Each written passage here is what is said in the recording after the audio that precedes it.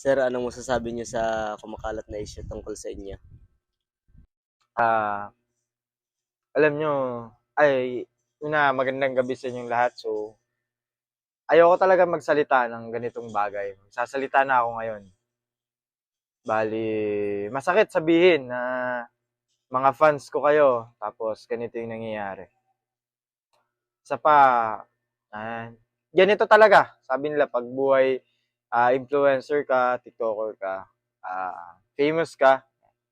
So, pagdating ko ng 10 million talaga na subscriber, talagang napansin ko na may gagawa sa akin ng issue. So, hindi, yung issue kasi yon, alam nyo naman kung nakita nyo na, napanood nyo na yung video, kumakalat niya yon. So, ako, hindi ko naman talaga sinasadya na magawa yon, okay? So, aksidente yon. Okay, may mga video nun, sana wag niyo ipakalat. Hindi ko yung ginusto talaga na mangyari yon.